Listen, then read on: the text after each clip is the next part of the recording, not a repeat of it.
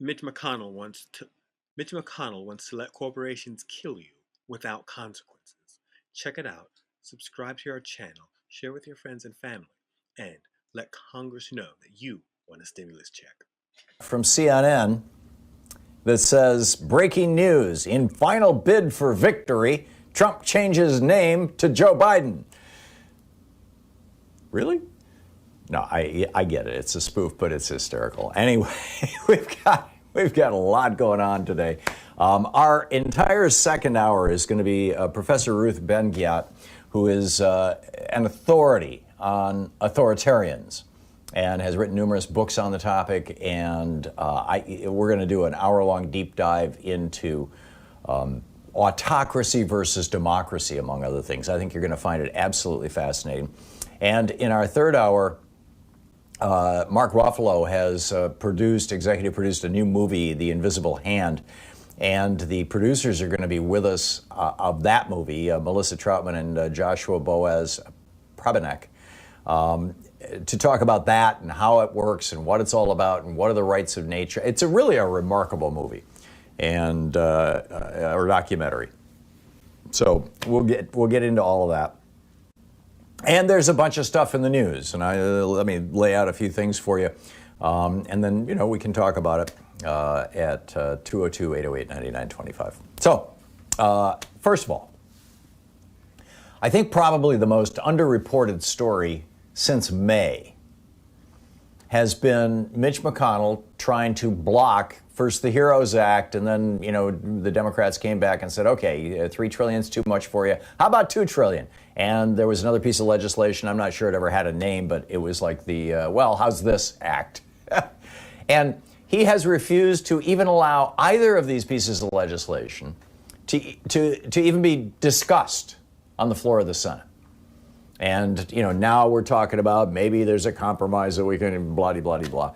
But what nobody seems to be talking about is that Mitch McConnell has been holding your health and your economic welfare, if you're one of the 20 million Americans who have lost your job or the 10 million Americans who have lost your health care, or the probably 30 or 40 million Americans who've seen, your economic fortunes diminish substantially over the last little less than a year, 9 months or so, that Mitch McConnell is holding this hostage in exchange for a limit on corporate liability, an end essentially to corporate liability. We've got for-profit corporations that have lied to their workers. We know this now. I mean, specifically some of these meatpacking plants that hire a lot of workers who don't speak English, literally lying to their workers in foreign languages, in Spanish or in other languages. We have. Again, it was the meatpacking plants, but this goes way beyond them. Having executives start an office pool, a lottery or a pool, essentially a betting pool, on which of their employees are going to die first from COVID. Oh yeah, I'm going to bet on Ralph. He's about 100 pounds overweight. Well, I think Marge is going to be the one who's going to die. She's got diabetes, And, what about George? He's got heart disease. I'll put $25 on George. I mean, they're literally doing that. You've got warehouse operations around you've got all kinds of operations around the country where the employers are basically just saying to their employees, put your life at risk or you're fired. And I'm not going to accommodate you. I'm not going to give you PPE. We're not going to change the way the workplace is organized to make it safer or less likely for you to contract this deadly disease. And by the way, most of the consequence of getting COVID-19 is not that you die. That happens mostly to people, over 60 and in poor health, or younger people who are really seriously obese or have diabetes or heart disease or severe asthma, things like that. Immune disorders, cancer, chemo. These are the really vulnerable populations. But And when you look at the numbers right now, here in Oregon, every night they publish the numbers and they break the diagnoses, how many people were diagnosed, into categories.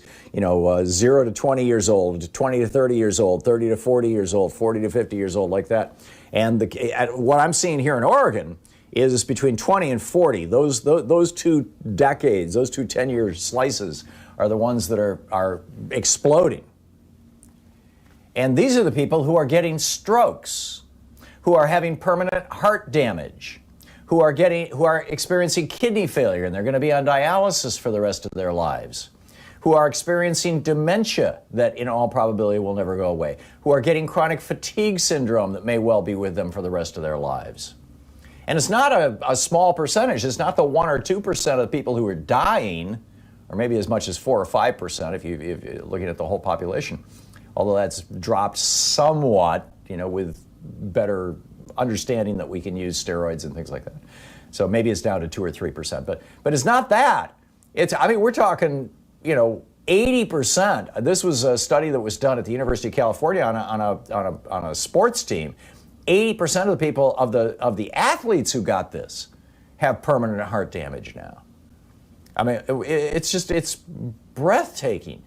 What's called morbidity as opposed to mortality, the sickness as opposed to death that's coming from this disease. And in many cases, people are getting it because their employers are forcing them into situations where they're exposed to it and refusing to provide them with the stuff that they need to avoid getting sick. And then, the flip side of that is companies who are inflicting this on their customers, who are not reorganizing or rearranging their stores, who aren't requiring their employees to wear masks so they don't expose their customers, or are not reorganizing the movement through stores, along in a particular kind of one-way route.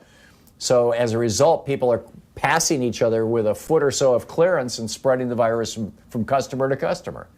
So all this is going on, and Mitch McConnell is saying, I'm not going to give any money to the average American. There's been the Democrats in the House and a few Republicans back in May passed legislation that would have given everybody $600 a week right until today.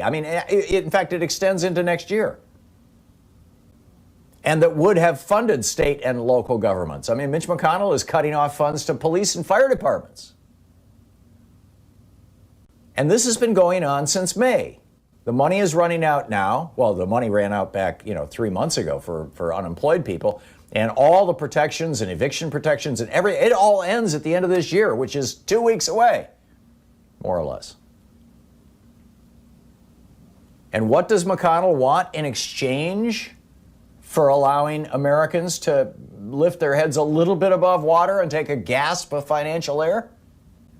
He wants an absolute and utter shield of liability for these corporations and their executives.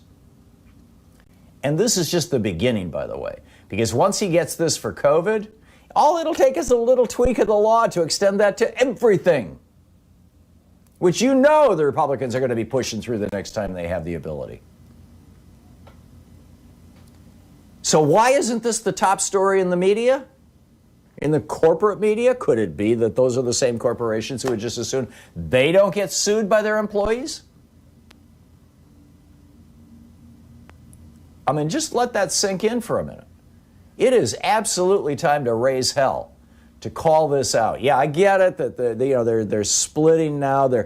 Now he's tying the corporate liability to aid for state and local governments. So, hey, you want your fire department to come if your house catches on fire? You want an ambulance to show up if you get really sick with COVID? Give us corporate liability protection. And putting employers in jail. No more of that. No more holding companies responsible. No more workers and customers can sue. That's Mitch McConnell's price. This is psychotic. We need to be raising hell.